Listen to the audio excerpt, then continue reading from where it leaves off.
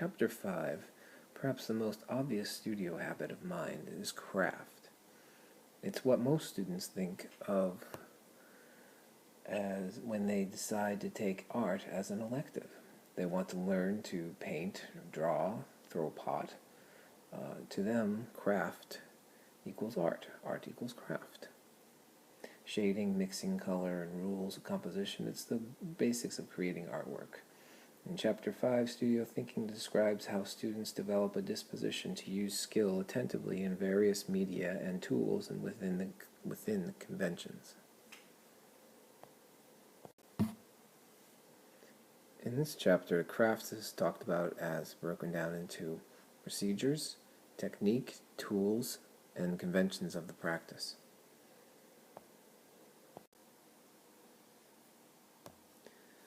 This is technique. Here is where students get used to using tools, what works and what doesn't, and what will give the desired effect. Plus, technique involves the elements of artworks, form, line, surface, value, and conventions like color mixing and perspective. However, strict adherence to the rules just will not give you an artwork in the end. It's just informed decision making that will lead you on the road to creativity. The example of this is where Beth Ballero at the Boston Arts Academy teaches her students about the color wheel. First they focus on the color wheel.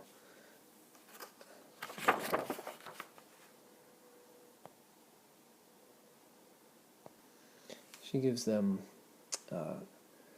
vocabulary like color theory, primary, secondary, complementary, neutral, and color mixing, and all through this whole chart, which they are to create themselves, but they do not stay there.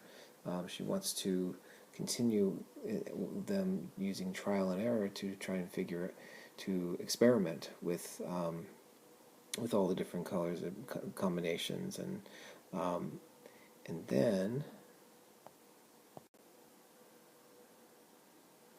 she teaches them how to set up a basic palette, but they're encouraged to invent their own colors because they're making just an experimental painting with no real end.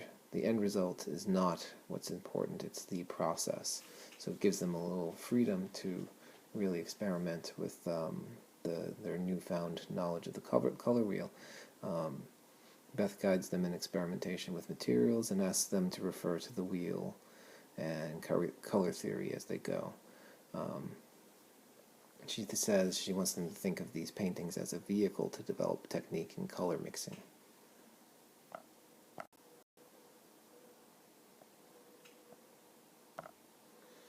As students work with the paint, Beth encourages them to experiment and mix a wide range of colors in order to build an understanding of the concepts of complementary and neutral colors.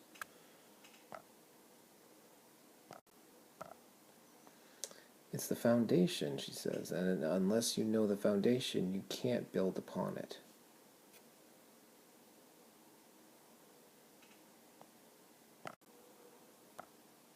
You're getting the basics of color theory. This is the very, very first baby step, and when you're sophomores and make it back here, you'll need to know this. When you're juniors, you'll refine it, and when you're seniors, you'll laugh because this would be so easy.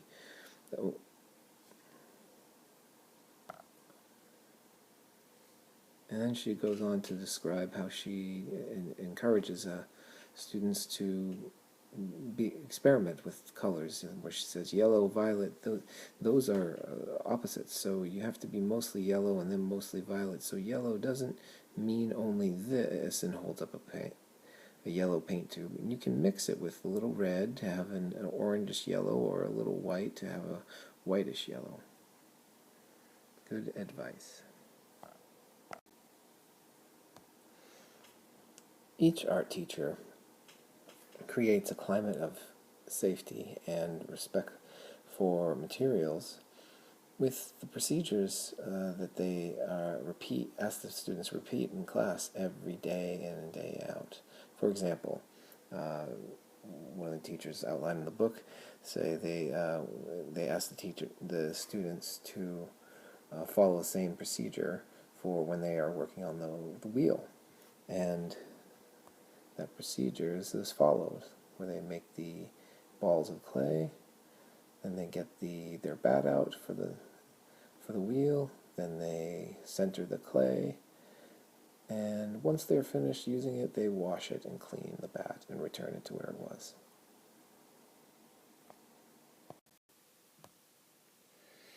The book goes on to explain it's not just using the tools, but caring for the tools as well.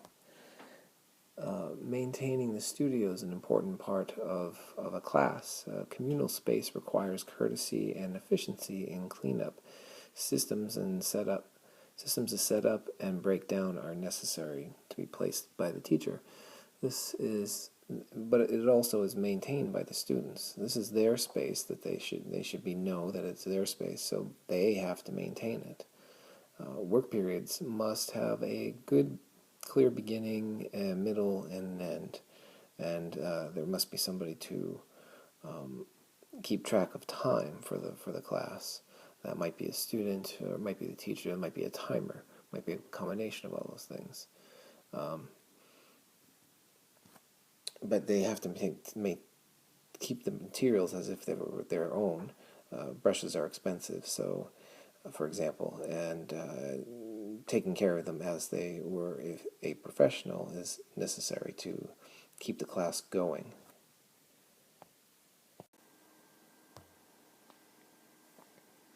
Artists must also maintain their work. Creating a space to care for the finished work, like in a portfolio, is necessary to see the growth within one's work. In the Lightbox project, students remove charcoal to create boxes with volume. When students are done with their piece, they have to fix it with fixative. This is the final step to the project, but completely necessary in order to maintain the quality of the project long after they finished it.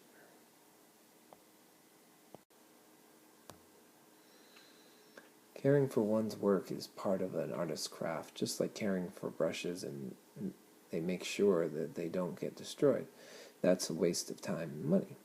The skill of maintenance is care, and student must be alert to organization of tools and materials, and they must be inclined to do so in order to produce quality routines that support creativity.